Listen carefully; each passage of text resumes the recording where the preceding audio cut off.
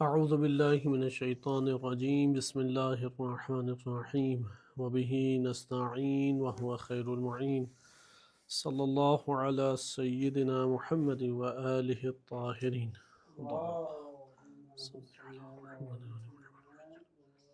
سورہ توبہ آیت نمبر 19، 20 اور 21 آج آپ کی خدمت میں پیش کی جائے گی۔ ہم گزشتہ دروس میں 18 نمبر تک آیات کو مطالعہ کر چکے ہیں، اور آغاز میں ہم نے دیکھا اس سورہ کے کہ اللہ سبحانہ وتعالی نے سورہ توبہ کے آغاز میں مشرکین کی بے عہدی کی وجہ سے اور عہد و پیمان کو توڑنے کی وجہ سے شدید برات اور بیزاری کا اظہار کیا ہے، اور مشرکین کو دو حصوں میں تقسیم کر دیا۔ ایک وہ مشرکین ہیں کہ جو عہد و پیمان کا خیال رکھتے ہیں، ان سے عہد و پیمان کے مکمل طور پہ عہد کو نبھانے کی خصوصی تاکید کی گئی، اور ایک وہ مشرکین ہیں کہ جو بے عہد ہیں اور میثاق شکن ہیں، ان سے شدید برات اور شدید قتال اور جنگ کا حکم دیا گیا ہے۔ اور آج کے دور میں بھی یہ بات ہمارے لیے روشن ہوئی، جیسا بھی آپ نے دیکھا صہیونی طاقتوں نے سازشی طور پہ جو منصوبے بنائے ہیں اور پھر جنگ بندی کی طرف آئے کہ جنگ بندی ہونا چاہیے تھی، ضرورت بھی تھی اور حکم دین بھی ہے، لیکن وہ اس کے اوپر قائم رہنے والے نہیں ہیں، لہذا جب تک وہ قائم ہیں مسلمان بھی ان کے ساتھ قائم رہیں گے۔ لیکن جس طرح سے آپ نے ملاحظہ کیا گزشتہ واقعات میں کہ ان صہیونیوں نے اس سے اگلے دن ہی بمبارمنٹ کر کے اپنے اس عہد کو توڑا، اور پوری دنیا کا میڈیا، مسلم غیر مسلم میڈیا، اس بات کو باور کیے ہوئے تھا کہ یہ لوگ اپنے عہد و پیمان پہ باقی رہنے والے نہیں ہیں۔ اور اسی طرح سے انہوں نے کل بھی لبنان کے اوپر بمبارمنٹ کی، آج بھی انہوں نے پھر اس عہد و پیمان کو توڑتے ہوئے فلسطین میں خان یونس کے مقام کے اوپر ظالمانہ وحشتناک بمباری کی ہے۔ تو خلاصہ کلام یہ آیات تا قیامت زندہ ہیں اس اعتبار سے کہ انسان اپنے دشمن کو بھی پہچانے اور عہد و پیمان کی قیمت کو بھی جانے، یعنی جو دین قرآن کریم کی اساس پہ ہمارے سامنے آتا ہے، اس میں عہد و پیمان انسان کے ایمان کا لازمی جز کے طور پر سامنے آتا ہے۔ لہذا وہ مشرکین، وہ دشمن جو عہد شکن ہے، میثاق شکن ہے، عہد کی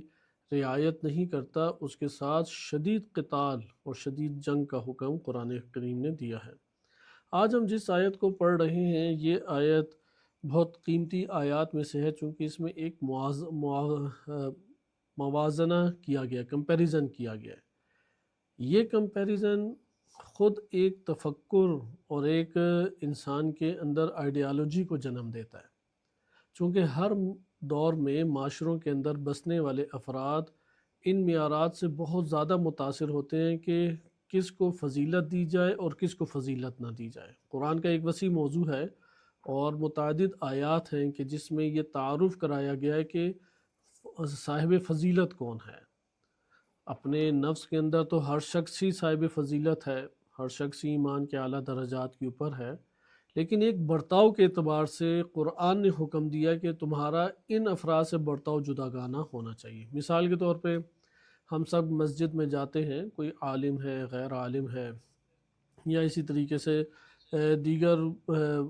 بعض شعبہ جات سے افراد آ جاتے ہیں۔ وہاں پہ اب نماز کے لیے آگے کرنا ہے، کس کو آگے کیا جائے؟ ہاں، صاحب فضیلت کو آگے کیا جائے گا۔ اچھا، وہاں پہ مین کرسی ہے، اس کے اوپر کس کو بٹھایا جائے؟ یقیناً چونکہ جو اس کرسی پہ بیٹھے گا وہ صاحب عزت قرار پائے گا اس محفل میں یا اس معاشرے میں، صاحب فضیلت کو ادھر بٹھایا جائے اگر صاحب فضیلت ہے۔ یعنی ہم سب ایمانی طور پہ ہم سب برابر ہیں، نمازی کے طور پہ ہم سب مسجد میں برابر ہیں، محفل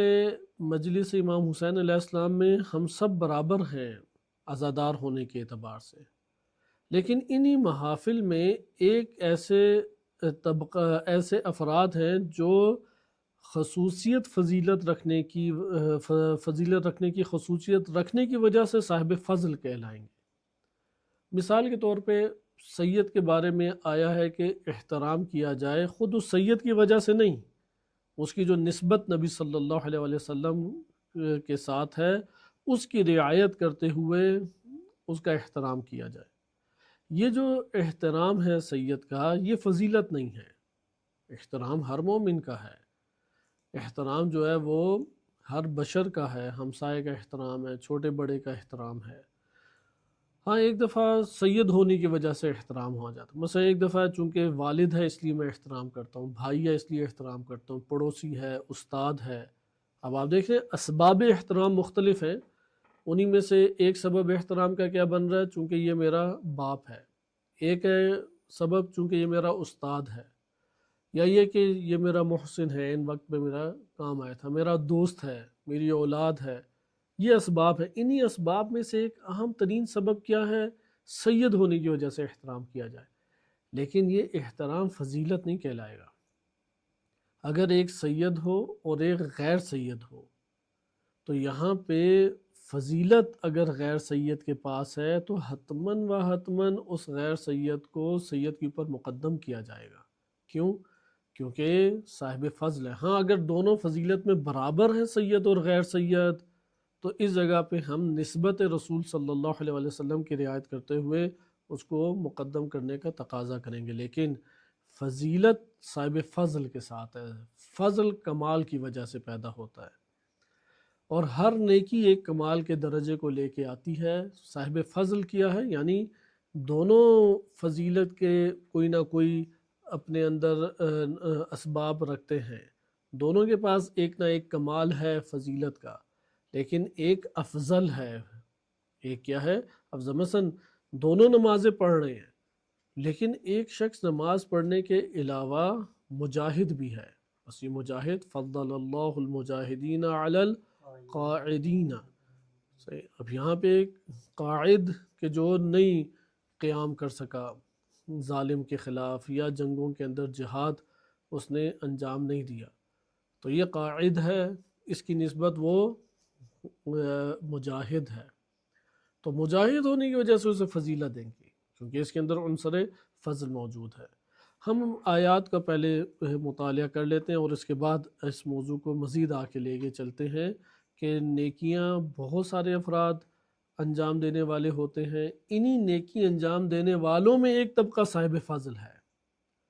یعنی فضیلت رکھنے والا ہے انہی نیکیوں میں، یعنی صاحب فضیلت کو نیک افراد میں ڈھونڈا جائے گا، دیگر افراد میں نہیں ہم ڈھونڈ سکتے۔ وہ افراد جو مومن ہیں، وہ افراد جو اعمال صالحہ انجام دے رہے ہیں، ان میں ہم ڈھونڈیں گے اہل فضل کو۔ اہل فضل اس مجموعے کے باہر اہل فضل نہیں، اس کے اندر پھر اہل فضل کو ہم نے لے کے آنا ہے۔ آیات یہ 3 آیات ہیں، ان کی پیدر پہ انشاءاللہ تعالی ہم تفسیر کو مطالعہ کریں گے۔ آیت نمبر 19 میں ارشاد باری تعالی ہوتا ہے اجعلتم سقایت الحاج وعمارت المسجد الحرام كمن آمن باللہ والیوم الآخر وجاہد فی سبیل اللہ، کیا تم لوگوں نے حاجیوں کو پانی پلانے والے اور مسجد الحرام کی تعمیر کرنے والے کو اس طرح اس شخص کی مانند سمجھ لیا ہے کہ جو اللہ اور روز آخرت کے اوپر ایمان لایا اور راہ الہی میں اس نے جہاد کیا۔ پھر قرآن خود حکم بیان فرماتا ہے لا یستوون عند اللہ، تمہارے نزدیک ہو سکتا ہے برابر ہوں، اللہ کے نزدیک یہ دونوں برابر نہیں ہیں، اللہ سبحانہ وتعالیٰ کی نزدیک یہ دونوں برابر نہیں ہیں۔ واللہ لا یہدی القوم الظالمین، اور اللہ قوم ظالمین کی ہدایت نہیں کرتا۔ الذین آمنوا وہاجروا وجاہدوا فی سبیل اللہ باموالہم وانفسہم اعظم درجۃ عند اللہ، وہ لوگ جو ایمان لائے اور ہجرت انہوں نے کی اور راہ الہی میں اپنے مال اور جان کے ساتھ انہوں نے جہاد کیا، اللہ کے نزدیک ان کا درجہ بلند ہے، عظیم درجے کے مالک ہیں۔ وَأُولَئِكَ هُمُ الْفَائِزُونَ، اور یہی لوگ ہیں کہ جو فائز ہیں۔ فلاح اور فوز میں قرآن کریم نے فرق کیا ہے، اسے اپنی جگہ انشاءاللہ ہم مطالعہ کریں گے۔ ادھر فائزون آ رہا ہے، فوز فلاح سے اوپر ہے۔ قد افلح المؤمنون، مومنین فلاح یافتہ ہیں، فلاح پانے والے ہیں۔ اچھا، فوز اس سے آگے کا اور اوپر کا درجہ ہے۔ یبشرہم ربہم برحمت منہ ورضوان وجنات لہم فیہا نعیم مقیم خالدین فیہا ابدا ان اللہ عندہ اجر عظیم۔ آیت نمبر ہم نے 22 تک پڑھا۔ وَيُبَشِّرُهُمْ رَبُّهُمْ، ان کا رب، یہ جنہوں نے ایمان لائے، ہجرت کی اور اللہ کی راہ میں جہاد کیا، ان کا رب انہیں بشارت دیتا ہے، اپنی جانب سے رحمت کی بشارت دے رہا ہے۔ نمبر 2، رضوان، رضایت الہی کی بشارت انہیں دے رہا ہے کہ اللہ ان سے راضی ہے، رضوان اللہ تعالیٰ نے ان کے لیے قرار دیا، اور ان کے لیے وہ جنتیں ہیں جن میں نعیم مقیم، جس میں نعمتیں کیا ہیں؟ مقیم ہیں، ہمیشہ رہنے والی ہیں۔ خالدین فیہا ابدا، اور جنت میں یہ ابدی رہنے والے ہیں۔ ادھر 2 ابد کا تذکرہ آ گیا، صحیح ہے؟ ایک پہلے کیا تذکرہ کیا؟ جنات لہم فیہا نعیم مقیم۔ نعیم مقیم کہتے ہیں ہمیشہ اقامے میں رہنا، ہمیشہ اس کا موجود رہنا۔ تو یہاں پہ ہے کہ جنتوں میں نعمت ان کے لیے دائمی ہے۔ جب نعمت دائمی ہے تو جس نے اس نعمت سے استفادہ کرنا ہے اس سے بھی تو خالد ہونا چاہیے نا۔ اس لیے آیت نمبر 22 کے ابتدا میں کیا کہا؟ یہ جنات میں ہمیشہ رہیں گے اور اللہ کے پاس ان کے لیے کیا ہے؟ اجر عظیم ہے۔ یہ الگ سے تذکرہ ہے کہ اور اجر اللہ سبحانہ وتعالیٰ کا بھی ان کے پاس موجود ہے۔ ہم آیت کے اب آغاز میں آ جاتے ہیں کہ اجعلتم سقایت الحاج، کیا حاجیوں کو پانی پلانا اور بیت اللہ کی مسجد حرام کی تعمیرات میں حصہ لینے والے کو تم نے یہ سمجھ لیا کہ وہ اللہ کی راہ میں ایمان لانے والے، روز آخرت کے اوپر ایمان لانے اور اللہ کی راہ میں جہاد کرنے والے کی مانند قرار دیتے ہیں؟ نہیں، لا یستوون عند اللہ، یہ دونوں برابر نہیں ہیں۔ انسان بعض اوقات دیکھتے ہے کہ ایک شخص کھانا کھلانے یا پانی پلانے میں بہت زحمتیں اٹھا رہا ہے، یقیناً زحمت اٹھائی جاتی ہے، یا اس میں واقع زحمت اور مشقت ہے بھی، کیونکہ اس دور میں حج اور بیت اللہ ہی سب سے مقدس ترین مقام تھا۔ آج کے دور میں انہی مقدسات کے دائرے میں مزید اضافہ ہو گیا، اور بیت اللہ کے علاوہ مساجد اور حرم اہل بیت علیہ السلام بھی مقدسات میں شمار ہوتے ہیں۔ البتہ خانہ کعبہ ان سب مقدسات میں اپنا تقدس سب سے عظیم تر آج بھی رکھتا ہے، اور حاجی کی جو خدمت ہے وہ بلا شک و شبہ ایک عظیم توفیق اور سعادت ہے، اور یہ سعادت اسلام سے پہلے بھی تھی، یعنی اسلام سے پہلے نبی صلی اللہ علیہ وسلم کے بعثت سے پہلے، اعلان نبوت سے پہلے زمانے جاہلیت میں بھی یہ بہت بڑا عمل خیر شمار ہوتا تھا، حاجی کو کھانا پینا دینا اور بیت اللہ کی تعمیرات میں حصہ لینا۔ اچھا، اب اس کو بڑا ایک فخر شمار ہوتا تھا۔ ہم آج میں اپنی شیعہ کمیونٹی کو مد نظر رکھتے ہوئے اس تعبیرات کو سمجھانے کی غرض سے اس طرح سے کہہ سکتے ہیں کہ حرم ائمہ اطہار علیہ السلام، جیسے حرم امام حسین علیہ السلام ہے، حرم امام رضا علیہ السلام ہے، امام علی علیہ السلام کا حرم ہے، ان حرموں کی کوئی تعمیرات میں حصہ لے اور زائرین کو یا عزادار کو نیاز وغیرہ کھلائے پلائے یا نیاز وغیرہ دے، تو یہ بلا شک و شبہ ایک بہت عظیم مقام ہے، اور اس میں بھاگ دوڑ بھی بہت زیادہ ہے، زحمت ہے، مشقت ہے، صفائیاں کرنا ہے، کھانے بنانا، چیزیں لانا، مالیات کا اہتمام ہے، لوگوں کو ڈیل کرنا ہے، شب و روز اس کے خرچ ہو جاتے ہیں۔ اچھا، یہ ایک عمل خیر، بہت بڑا عمل خیر ہے۔ عمل خیر ہونے کے اعتبار سے قرآن نے انکار نہیں کیا، اس جگہ پہ نیک عمل ہونے کے اعتبار سے قرآن نے انکار نہیں کیا، انجام پانا چاہیے یہ حتماً، لیکن اس کو یہ غلط فہمی کا شکار نہ ہو کہ اس سے افضل ترین کوئی اور عمل نہیں ہے، چونکہ افضل ترین عمل ہے اور اس کو جو انجام دے گا وہ بھی افضل ہوگا۔ لہٰذا یہاں پہ فضیلت کو بیان کر رہے ہیں کہ اس طبقے سے بھی افضل ایک اور طبقہ ہے، اور وہ افضل ترین طبقہ کون ہے؟ وہ افضل ترین طبقہ وہ ہے کہ جو اللہ اور آخرت پر ایمان لانے کی اساس پر اپنی جان اور مال سے جہاد کرے۔ مال سے بھی جہاد ہے جو اللہ کی راہ میں، جیسے آج کے دور میں فلسطینیوں کی مدد، یہ مال سے جہاد ہے۔ لبنانی جو مظلوم ہیں ان کی مدد، یہ آج کے دور میں جہاد ہے، چونکہ جو اسرائیل سے نبرد آزما ہیں یا صہیونیوں سے نبرد آزما ہیں ان کے خلاف جو مالی جہاد کرتا ہے وہ مجاہد فی سبیل اللہ ہے، اللہ کی راہ میں اس نے یہ مال خرچ کیا ہے۔ ہاں یہ فضیلت پا جائے گا اس کی نسبت جس نے مال خرچ نہیں کیا ہے اور خرچ نہیں کیا، اس پر فضیلت پا جائے گا۔ اس آیت کے ہم چند اور نکات کو بعد میں مد نظر رکھتے ہیں، پہلے ہم اس آیت کا شان نزول پڑھ لیں، چونکہ یہ آیت بہت حوصلہ افزا آیت ہے، اور اس کے شان نزول کے بعد پھر ہم اس کے عمومی مطالب سے انشاءاللہ تعالی استفادہ کریں گے، چونکہ قرآن کریم کی آیات میں ایک تفسیر، یہ علم تفسیر کا نقطہ جو آپ کی خدمت میں عرض کیا جا رہا ہے کہ قرآن کریم کے جو معانی ہیں وہ عمومیت رکھتے ہیں، صحیح، وہ ایک جامعیت رکھتے ہیں، اور تا قیامت آنے والے بشر کو یہ شامل ہیں، یہ جو معانی ہیں تا قیامت آنے والے بشر کو شامل ہیں۔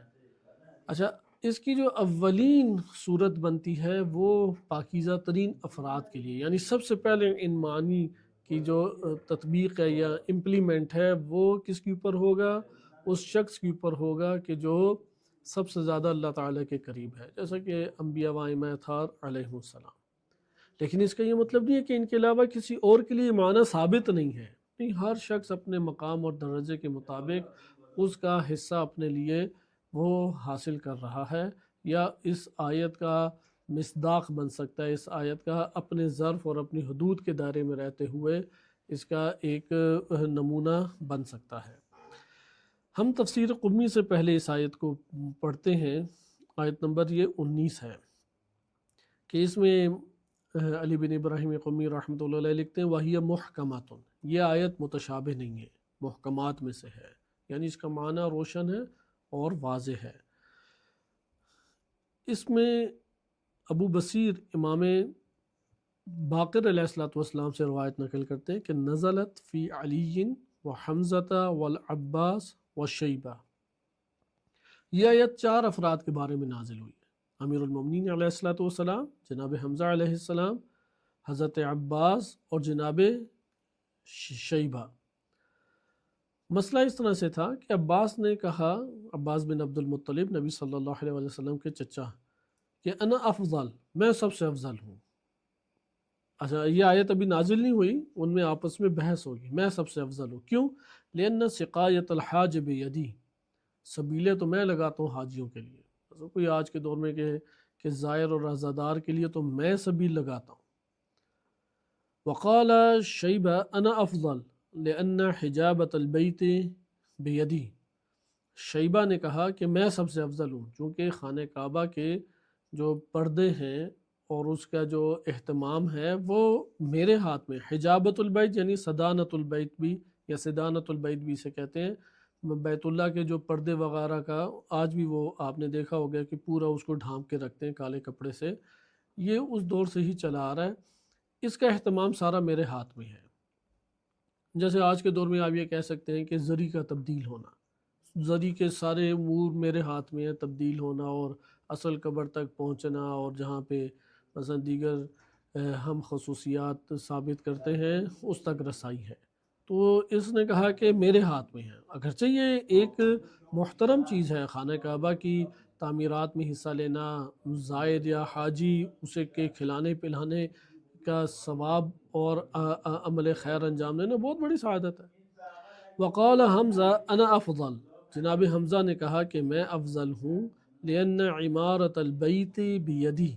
چونکہ خانہ کعبہ کی جتنی تعمیرات ہیں وہ میرے ہاتھ میں ہیں۔ مثلا آج ہم یہ کہہ لیں کہ حرم اہل بیت علیہ السلام کی ذریعہ مبارک کے علاوہ جتنی بھی تعمیرات ہیں، صحن ہے، مسجد ہے، در و دیوار ہے،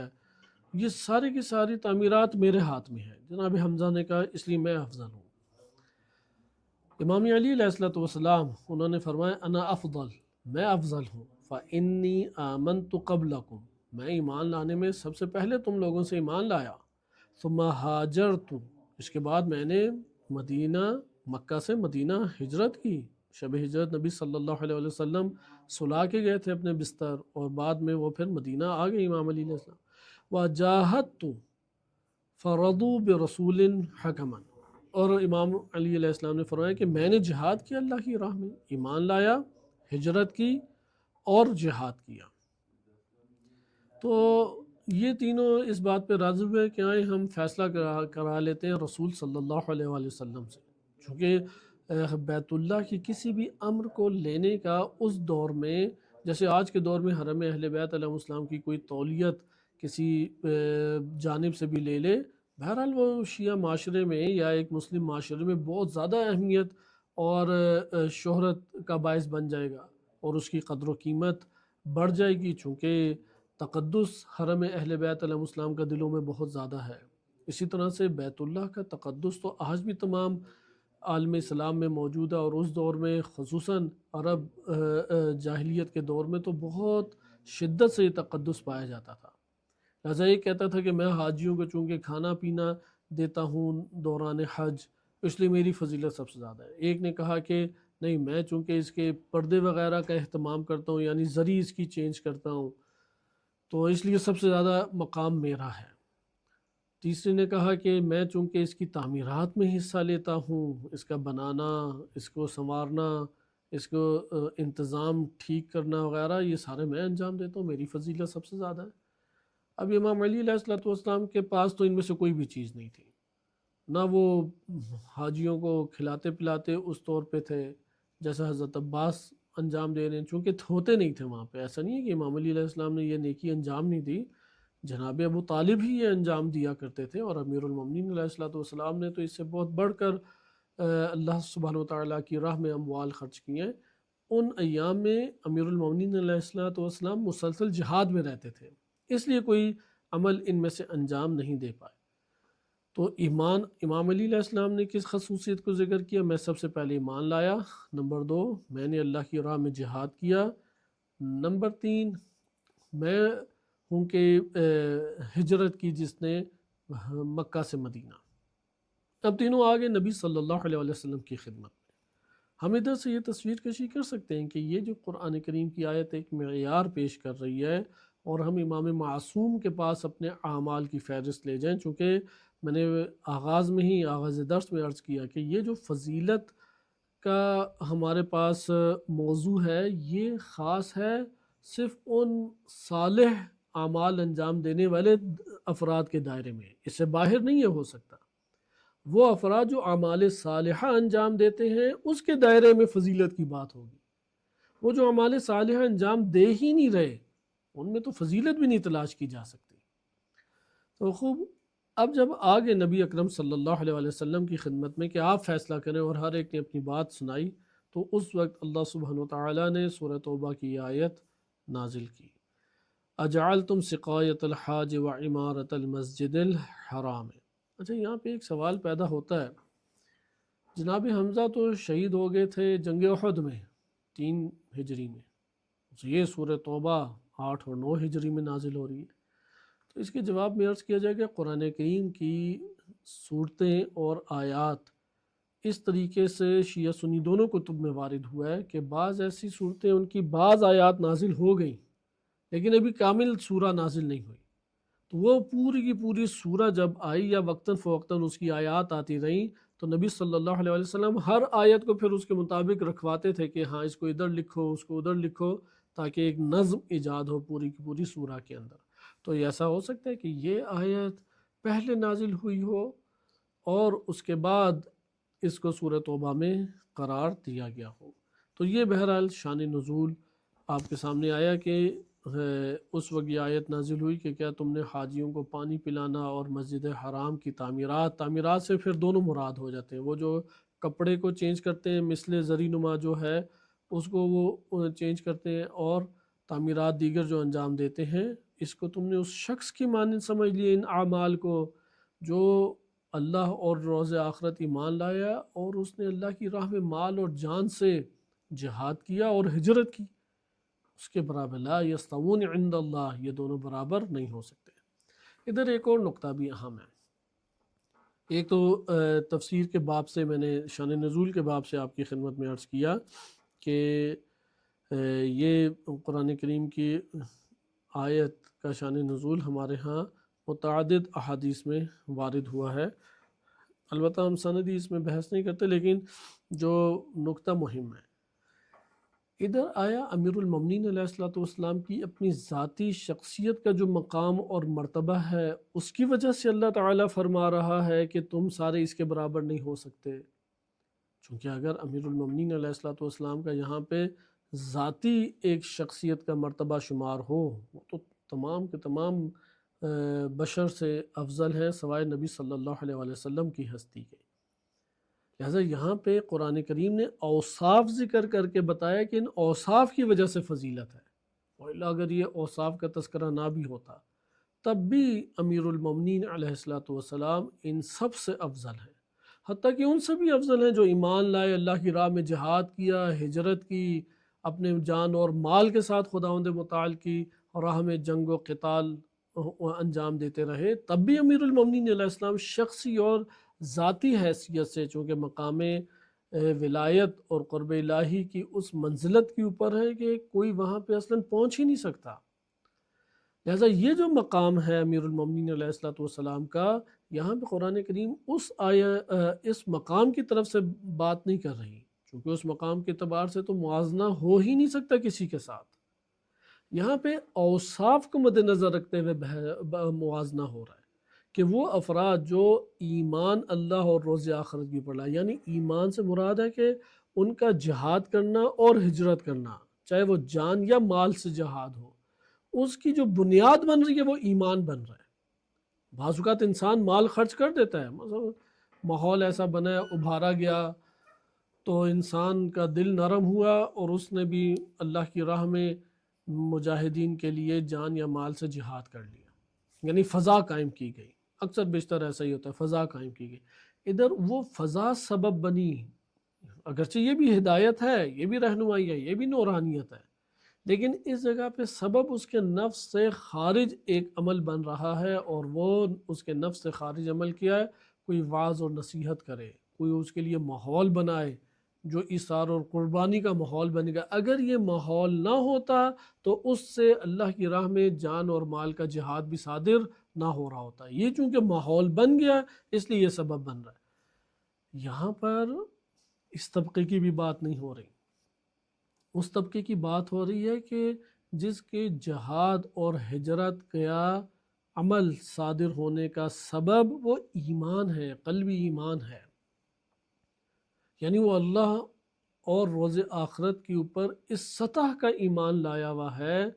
کہ اس کے نفس سے ہجرت اور جہاد کا عمل صادر ہو رہا ہے. اگر یہ آیت شخصیت امیر المومنین علیہ الصلوۃ والسلام کی بنیاد پر فضیلت کو ثابت کر رہی ہوتی تو پھر ان مجاہدین کے اوپر بھی امیر المومنین علیہ السلام کی شخصیت وہ بالاتر ہے. بے شک امام علی علیہ السلام نے بالفرض امیر المومنین علیہ الصلوۃ والسلام نے کسی اور سبب کی وجہ سے، مصروفیت کی وجہ سے، یا نبی صلی اللہ علیہ وسلم نے کسی کام میں انہیں مشغول رکھا، نہیں جہاد کیا. اور ان کی بجائے ایک بہت بڑا طبقہ ہے صحابہ کرام کا، وہ جہاد کے لیے نکلے اور بڑے خلوص کے ساتھ اللہ کی بارگاہ میں انہوں نے جہاد کیا اور بڑی قربانیاں بھی دی. کئی شہادت کے عہدے کی پر فائز ہوئے اور کچھ زخمی ہو کے لوٹے اور کچھ غازی بن کے لوٹے. بہرحال جہاد کا عمل انجام دیا. یہ سارے کے سارے یہ نیک عمل جہاد یا فریضہ جہاد انجام دے رہے ہیں. اس کے باوجود امیر المومنین علیہ الصلوۃ والسلام منزلت ولایت اور منزلت قرب الہی کی جس منزلت کی پرفائز ہے وہ ان سب کے اوپر بالاتر ہیں. جس طرح جناب فاطمہ سلام اللہ علیہا ہیں، چونکہ ان کے اوپر جہاد ساقط ہے، یعنی اس طرح کا جنگی تلوار یا اسلحے والا مسلحانہ جہاد، لیکن وہ فضیلت رکھتی ہیں تمام کے تمام امت کے مردوں کے اوپر سوائے نبی صلی اللہ علیہ وسلم و امیر المومنین علیہ الصلوۃ والسلام. لہٰذا آپ نے ملاحظہ کیا کہ یہاں پہ وہ شخصی پہلو، ذاتی پہلو پیش نظر و مد نظر نہیں ہے. ادھر جو پہلو مد نظر ہے وہ پہلو ہے کہ اوصاف کو کسب کرنے کے اعتبار سے بعض نے ایک صفت کمال کو کسب کیا، وہ کیا ہے؟ حاجی یا زائر یا عزادار کو سبیلے لگا کے کھلانا پلانا بہت بڑا ثواب اور اجر کا باعث ہے۔ دوسرے نے تعمیرات کا میں حصہ لیا، مثلا خانہ کعبہ کے پردے کو تبدیل کرنا، اس کی تعمیرات میں حصہ لینا، ذریعہ مبارک کی ذمہ داری لینا یا اس میں حصہ لینا اور تعمیرات میں حصہ لینا بہت سعادت ہے۔ لیکن اس عمل کو کوئی یہ گمان نہ کرے کہ اس عمل کی انجام دہی کی وجہ سے وہ اس سطح کے افراد تک رسائی حاصل کر لے گا کہ جنہوں نے اللہ کی راہ میں ایمان کی وجہ سے جہاد کی اور ہجرت کی۔ یہ لوگ افضل ہیں۔ اگر ایک محفل جمے جس محفل میں ان سب اچھے اور نیک اعمال انجام دینے والے افراد کو جمع کر دیا جائے، مثلاً تولیت حرم اہل بیت علیہ السلام، حرم امام حسین علیہ السلام، حرم بیت اللہ، حرم مسجد نبوی، اس کو بھی لے کے آئے، اس کو بھی لے کے آئے کہ جس نے بہت مال خرچ کیا اور پردے خانہ کعبہ کے تبدیل کیے، ذریعے بنائی اہل بیت علیہ السلام کی، اس کو بھی مالدار شخص کو بھی لے کے آئے۔ وہ جو کروڑوں روپے لگاتا ہے حاجیوں کے اور زائرین اور عزادار کی سبیل اور خدمت کے لیے اور ان کے پیٹ بھرنے اور استراحت اور آرام کے لیے اربوں خربوں روپے بھی لگتے ہیں اور زحمت اور مشقت بھی لگتی ہے، اس کو بھی جمع کرے۔ اور اسی میں وہ مجاہد بھی موجود ہے جس نے فقط اور فقط ایمان کے دوش پر، فقط اور فقط ایمان کی سبب، اللہ اور روز آخرت پر ایمان لانے کی وجہ سے راہ الہی میں مال سے جہاد کیا یا جان سے جہاد کیا۔ ممکن ہے صرف مال سے جہاد والا ہے، اس کا پیسہ وہ اللہ کی راہ میں جہاد، اسلحہ، یا آج کے دور میں میزائلوں کے اوپر لگ گیا، آج کے دور میں وہ جو مجاہدین تھے ان کو کھلانے پلانے میں لگ گیا، اس سائڈ پہ وہ پیسہ نہیں لگا۔ یہ جو مال خرچ کر رہا ہے اسلحے کے اوپر، یہ جو مال خرچ کر رہا ہے مسلمانوں کی تقویت پہنچانے کے لیے مجاہدین کو، یہ ان سب کے اوپر افضل ہے۔ اس محفل میں فضیلت ثابت کرنے کے لیے ایک مقام بنانا چاہیے، ایک اہم کرسی رکھی ہو، ایک سٹیج بنایا ہو اور اس کے اوپر لا کے بٹھایا ہی اس شخص کو ہو کہ جو صاحب فضیلت ہے، تاکہ پورے معاشرے کے اندر یہ باعنوان فضیلت وہ اجاگر ہو جائے۔ لہٰذا یہ آپ نے ملاحظہ کیا کہ اس میں یہ دوسرا ہمارے پاس شائبہ پیدا نہیں ہونا چاہیے ذہن میں کہ میں نے بھی بہت سارے کام کیے، نماز شب بھی پڑھتا رہا ہوں، دعائیں بھی خوب پڑھتا ہوں، گریہ وزاری کر کے میں یہ سارے امور انجام دیتا ہوں۔ ہاں، اس میں اور بھی بعض چیزیں آئیں گی جس کا اخلاص سب سے زیادہ ہے، آیات آگے بھی ہیں، لیکن یہاں پہ اعمال کا موازنہ کریں آپس میں، سارے اعمال اعمال خیر ہیں، سارے اعمال اعمال صالح ہیں، سارے اعمال بے تحاشا ثواب اور اجر رکھتے ہیں، لیکن ان اعمال کی فہرست میں اعمال کا جب مقایسہ کیا جائے، موازنہ کیا جائے، کمپیریزن کیا جائے، تو اللہ کی ایمان کی وجہ سے، ایمان ہٹا کے خالی جہاد اور ہجرت کہیں گے وہ فائدہ نہیں ہے۔ قرآن کی آیت یہ نہیں بیان کر رہی۔ ایمان پہلا جز، اساسی جز، بیس ہے، اساس ہے، بنیاد ہے جس کے اوپر عمارت کھڑی ہوتی ہے۔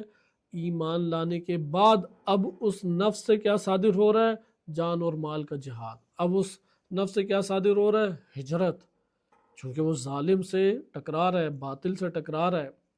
معاشرہ طاغوتی سے، معاشرہ فاسد سے ٹکرا رہا ہے، تاکہ اصلاح ہو جائے، تاکہ حق برپا ہو، تاکہ عدالت برپا ہو، اصلاح کی خاطر وہ قدم اٹھانا چاہتا ہے۔ لہٰذا یہ جو عمل اس سے صادر ہو رہا ہے، اس کا موازنہ ان اعمال سے نہیں کر سکتے۔ یہ اعمال اس کے مقابلے میں کمتر ہیں اور یہ اعظم ہیں۔ اعظم یعنی عظیم ہیں، بڑے ہیں، درجہ ان کا بلند ہے۔ یقیناً ان کو انجام دینے والے کا بھی پھر یہی مقام ہوگا۔ یہ جو انجام دینے والے ہیں ان کا مقام اس شخص کے سطح پر نہیں ہے کہ جو ایمان کے دوش پر ہجرت اور جہاد کو انجام دیتا ہے۔ ہم اس میں کوشش کرتے ہیں کہ ایک دو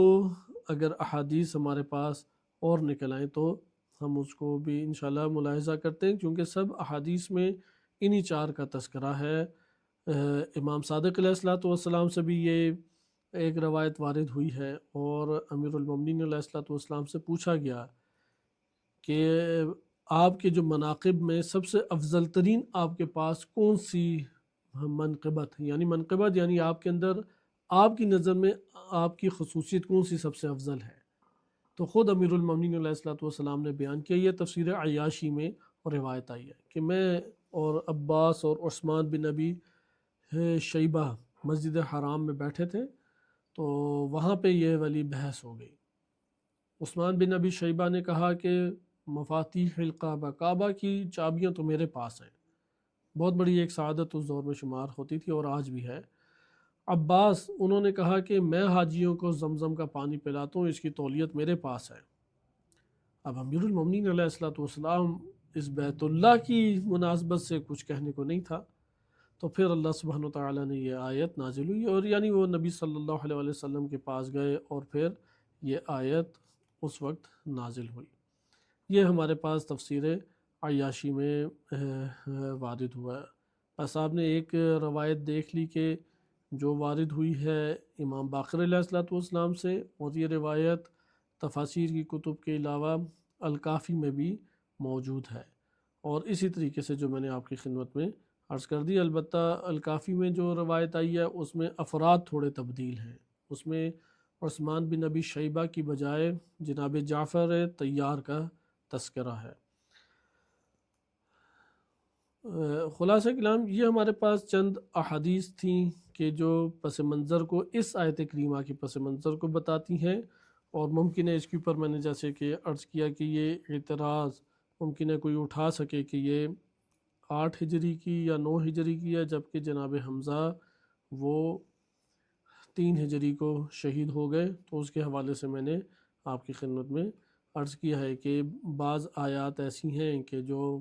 حتیٰ کہ بعض آیات ایسی بھی ہیں وہ مکہ میں نازل ہوئیں، لیکن ان کو شامل کیا گیا ہے 8-9 ہجری کو مدنی صورتوں کے اندر۔ تو اس طرح سے بھی یعنی ہے سورہ پوری مدنی اور مکی صورتوں کے متعدد معیار ہیں۔ جو زیادہ قابل قبول معیار ہے وہ یہ ہے کہ جو ہجرت سے پہلے نازل ہوئی ہے، بے شک مدینے میں نازل ہو، مکہ میں نازل ہو، طائف میں نازل ہو، کسی بھی جگہ پہ بھی نازل ہو،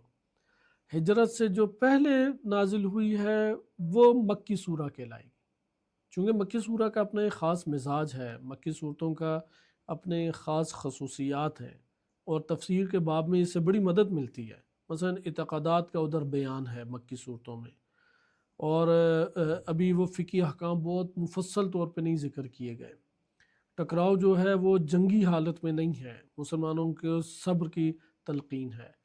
اچھا، دیگر انبیاء علیہ السلام کے واقعات کے ذریعے سے تشویق دلائی جاتی ہے اور ابھارا جاتا ہے اعمال صالحہ کی طرف، یہ مکی صورتوں کی اپنی خصوصیات ہیں۔ اچھا، ہجرت کے بعد جو آیات نازل ہوئی ہیں، بے شک وہ مکہ میں کیوں نہ نازل ہوئی ہوں، تب بھی وہ صورتیں مدنی کہلائیں گی۔ بس ہجرت سے پہلے اور ہجرت کے بعد ہونا یہ اصل معیار ہے مکی اور مدنی صورتوں کا۔ تو ایسا ہے بعض صورتیں مدنی ہیں لیکن اس کی بعض آیات مکی ہیں، بعض صورتیں مکی ہیں لیکن اس کی بعض آیات وہ مدنی ہیں، ایسا موجود ہے۔ یہ ہمارے پاس آیات کے اعتبار سے بیان تھا، اور آپ نے دیکھا کہ قرآن کریم یہاں پہ ایک موازنہ کر رہا ہے، کمپیریزن کر رہا ہے، لا یستوون عند اللہ، یہ اللہ کی نظر میں برابر افراد نہیں ہے،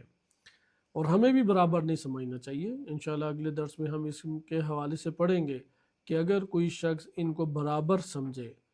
تو یہ اللہ کی حدود توڑنے والا ہے، اور جو اللہ کی حدود توڑتا ہے وہ ظالمین میں سے قرار پاتا ہے۔ اور آپ نے ادھر دیکھا واللہ لا یہدی القوم الظالمین، اختتام اس آیت کا یہی ہو رہا ہے، قوم ظالمین کی اللہ تعالیٰ ہدایت نہیں کرنا، چونکہ جو ان کو برابر سمجھے گا، یہ بھی نیک عمل انجام دے رہا ہے، یہ بھی نیک عمل انجام دے رہا ہے،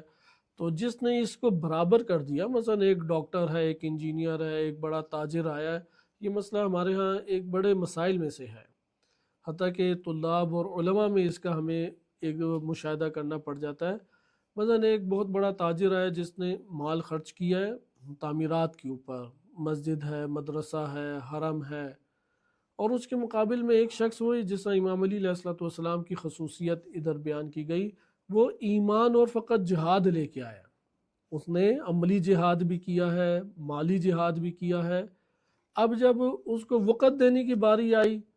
تو وہ مالدار کو وقت دے رہے ہیں، یہ شخص ظالم کہلائے گا خدا کی نظر میں، یہ اللہ کی حدود توڑنے والا ہے۔ ہاں، مالدار کی اپنی قدر و قیمت ہے، جو اس نے اللہ کی راہ میں خیرات کی ہے، جو صدقات دی ہیں۔ اچھا، ادھر مالدار کے حوالے سے بھی دو طرح سے، ایک ہے اللہ کی راہ میں انفاق یعنی پیسہ خرچ کرنا، اور ایک ہے مال سے جہاد دونوں برابر نہیں ہیں۔ مال سے جو انفاق کرتا ہے، مثلا بہت مسجدیں اس نے بنا دی، بہت مدرسے کھڑے کیے، بہت سارے گھروں کو چلاتا ہے، بہت سارے مثلا مومنین کی مدد کرتا ہے، مال اللہ کی راہ میں خرچ کر رہا ہے۔ اس سے اوپر اس کا مقام ہے کہ جو میزائل ٹیکنالوجی کے لیے مثلا مجاہدین کو پیسہ بھیج رہا ہے، جو خصوصی طور پہ مجاہدین کی کمک کے لیے کہ ان کے خانوادے چلیں، ان کے اپنی ضروریات پوری ہوں، ان کے لیے وہ مدد کر رہا ہے۔ یعنی جو راہ الہی میں جہاد کے باب میں، یعنی وہ جو میدان اور محاذ ہے، اس محاذ میں جو پیسہ خرچ کر رہا ہے، یہ مجاہد ہے مال کے اعتبار سے۔ یہ جو اللہ کی راہ میں مال مدرسوں کے بنانے میں، مسجدوں کے بنانے میں اور بہت سارے مومنین کو کھلانے پلانے میں ہے، یہ شخص یہ بھی بہت بڑا عمل انجام دے رہا ہے، لیکن وہ جس نے اسلحے میں اور جس نے محاذ کو محکم کرنے میں، مجاہدین کی ضرورت پوری کرنے میں مال خرچ کیا، یہ فضیلت رکھتا ہے۔ اگر اس کو نئی ایک محفل میں فضیلت دی، یہ اللہ کی حدود توڑنا ہے۔ انہی میں سے ایک فضیلت آگے باب ہے، طیب اور خبیث برابر نہیں ہے، قرآن نے بیان کیا۔ اور جتنے بھی اعمال خیر ہیں، جیسے اس میں آپ نے کہا نا اعظم و درجاتن، کہ یہ جو مجاہد ہے اور ہجرت کرنے والا ہے ایمان کی اساس پہ، ایمان کی وجہ سے، نہ کہ ایک ماحول فقط بنا دیا گیا۔ ماحول کی وجہ سے بہت سارے پیسہ دے دیتے ہیں، آپ نے ماحول سازی کر دی، ایک اس کی ذہن سازی کی جس کی وجہ سے ایک عمل انجام دیا۔ ایک ہے ایمان کے دوش پہ ہجرت اور مجاہدت کو انجام دیتے ہیں۔ ان میں ایک ہے عالم۔ اب سورہ مجادلہ میں یہ وارد ہوا ہے، انشاءاللہ اسے اگلے درس میں ہم پڑھیں گے۔ تھوڑا سا اگلے درس کو ہم اس جانب سے جائزہ لینا چاہیں گے کہ قرآن نے کن کن چیزوں کو فضیلت قرار دیا ہے اور اللہ کی نگاہ میں برابر نہیں، اور اگر ہم نے فضیلت نہ دی تو اللہ کی حدود توڑی۔ ان میں سے ایک عالم ہے، اور عالم کے لیے درجات کا لفظ آیا ہے، بقیہ ہر نیک کام کے لیے درجہ آیا ہے کہ درجہ ایک درجہ فضیلت ہے، لیکن جب اہل علم کی بات آئی تو کہا کہ یہ کئی درجات افضل ہیں، اس لیے محفل میں آ جائیں تو تم ان کے لیے فوراً جگہ کو وسیع کر دو اور کھول دو۔ آداب قرآن کریم نے سورہ مجادلہ میں بیان کی۔ مثلا ایک محفل جمتی ہے، ایک بہت بڑا تاجر آتا ہے، ایک بہت بڑا مالدار آتا ہے، بڑی اس نے مسجد اور مدارس بنائے ہیں، بہت اللہ کی راہ میں مال خرچ اس نے کیا ہوا ہے، اور اسی کے دوش پہ بہت سارے ادارے چل رہے ہیں۔ اسی محفل میں ایک شخص آتا ہے، وہ عالم ہے، اگر افراد رخ کر کے فضیلت اسے دے دیں، یہ ظالم ہے سارے افراد، انہوں نے اللہ کی حدود کو پامال کیا۔ بے شک وہ عالم ہو، بے شک طالب علم ہو، بے شک کسی بھی بہانے سے وہ کوئی ایک بہانہ لے کے آ جائے، سبب نکال لے، حدود الہی اس نے پامال کی ہیں۔ لہذا حدود الہیہ جو خداوند متعال نے قرار دی ہیں کہ اس میں ہر عمل خیر انجام دینے والا وہ برابر نہیں ہے، آپ کے ساتھ تعلق قائم کرنے والا برابر نہیں ہے۔ مثلا میرے ساتھ ایک بڑے نیک سلوک اور بڑے احسانات ہیں، وہ میرے ساتھ ہیں، ہاں مجھے اس کو نبھانے کی خاطر ایکسٹرا آرڈنری کوئی کام کرنا چاہیے، اسے فرصت دینی چاہیے، مہمان نوازی کرنی ہے، وہ میرا ایک شخصی کام ہے۔ لیکن ایک دفعہ اجتماعی محفل سجتی ہے، اجتماعی محفل جب سجے تو اس وقت عالم ہونا وہ درجات رکھتا ہے، اسے مقام فضیلت پہ بٹھائیں۔ اچھا اہل علم ہیں، علماء ہیں سارے، تو ان علماء میں جو مجاہد ہے، یعنی اس نے جا کے اپنی جان سے جہاد کیا ہے، ہاں اس کو سب سے فضیلت دیں۔ آج کے دور میں تو فرار کرتے ہیں کہ جس نے جہاد جان سے دیا ہو، ڈرتے ہیں کہ اس سے تعلق قائم ہوا تو پتہ نہیں ہمیں بھی کوئی ایجنسی اٹھا لے جائے گی۔ اسی طریقے سے جس نے مال میں جہاد کیا، یعنی واقعاً اس نے بالفرض آج میں اگر ہم نام بھی لیں حزب اللہ اور حماس اور اسی طرح انصار اللہ، ان کے لیے رقم بھیجی ہے، یہ اس نے جہاد کیا۔ اچھا کسی نے فقط و فقط غریبوں کے لیے، مظلوموں کے لیے اس نے ایک رقم بھیجی ہے، اللہ کی راہ میں یہ خرچ ہے اور بہت اس کا ثواب ہے، لیکن جہاد کب ہے؟ مثلا غزہ کے مظلومین کے لیے بھیجی ہے، جہاد ہے، چونکہ وہ پورا کا پورا شہر وہ حالت جنگ میں ہے اس ٹائم۔